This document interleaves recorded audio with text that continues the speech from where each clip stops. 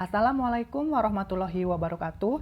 Saya Rianto dengan NIM 187215029 dari Prodi Pendidikan Ekonomi Universitas Pancasakti Bekasi. Video ini dibuat untuk memenuhi syarat ujian akhir semester dari mata kuliah kurikulum dan buku teks dengan dosen pengampu Ibu Ayu Nurul Amalia. Saya mengangkat tema pengangguran. Apa itu pengangguran? Salah satu ukuran keberhasilan pengelolaan ekonomi suatu negara adalah tingkat pengangguran.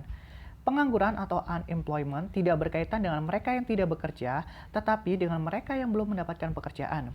Pengangguran itu sendiri adalah mereka yang ingin bekerja, sedang berusaha mendapatkan atau mengembangkan pekerjaan tetapi belum berhasil mendapatkannya. Jenis pengangguran berdasarkan alasan mengapa menganggur.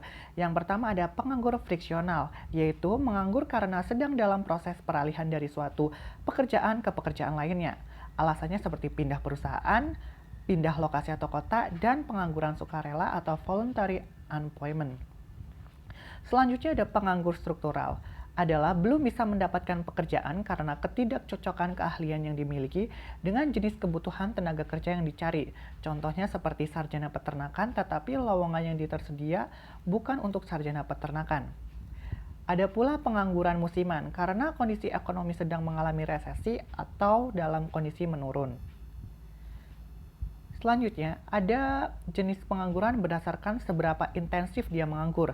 Yang pertama ada penganggur penuh, yaitu tidak mendapatkan pekerjaan sama sekali atau tidak melakukan aktivitas yang menghasilkan. Yang kedua yaitu setengah pengangguran atau bekerja kurang dari 35 jam seminggu atau tidak sepenuhnya menganggur. Yang ketiga ada pengangguran terselubung, yaitu seperti bekerja untuk mendapatkan upah, tapi pekerjaan yang dilakukannya tidak produktif. Di dalam slide selanjutnya, mengapa setiap negara selalu ada pengangguran? Yang pertama, pencarian kerja, proses yang dilakukan oleh pekerja dalam rangka menemukan pekerjaan yang sesuai dengan selera keahlian mereka. Yang kedua, ada peraturan upah minimum yang tidak bisa dipenuhi. Ketiga, ada serikat pekerja dan tawar-menawar kolektif, tawar-menawar menyangkut gaji dan kondisi kerja, serta pemogokan. Teori upah efisiensi upah di atas tingkat equilibrium yang dibayarkan oleh perusahaan dalam rangka menaikkan produktivitas pekerja seperti kesehatan kerja, perputaran pekerjaan, serta kualitas pekerja. Penyebab lain timbulnya pengangguran di suatu negara ada beberapa macam seperti pertumbuhan penduduk yang sangat tinggi, rendahnya laju investasi produktif, siklus bisnis yang melemah, serta rendahnya kualitas pendidikan masyarakat sehingga strategi industri yang labor saving. Bagaimana cara penanggulangan dalam pengangguran ini? Yang pertama, setiap tahun sekitar 1,3 juta penduduk tamat sekolah dan masuk ke bursa kerja. Kedua, yaitu untuk menyerap itu perlu pertumbuhan ekonomi 1% atau pertumbuhan ekonomi diperkirakan hanya mampu menyerap 200.000 tenaga kerja. Yang ketiga, yaitu untuk menyerap angkatan kerja baru setidaknya diperlukan pertumbuhan ekonomi sebesar 6,5% per tahun. Yang keempat, mendorong laju investasi efek penggandaan.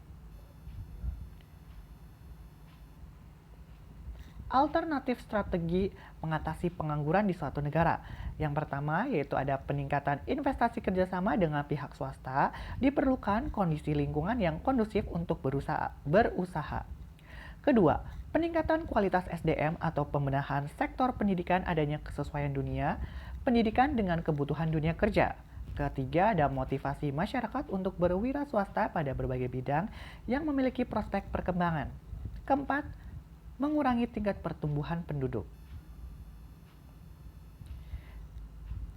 Nah, seberapa jauh sih pengangguran perlu ditekan?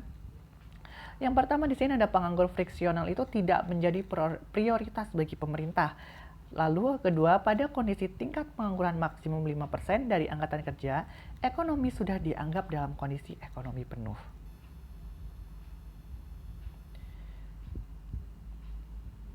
Demikianlah yang bisa saya sampaikan terkait tentang pengangguran. Apabila ada salah-salah kata dalam video ini, saya mohon maaf. Terima kasih. Wassalamualaikum warahmatullahi wabarakatuh.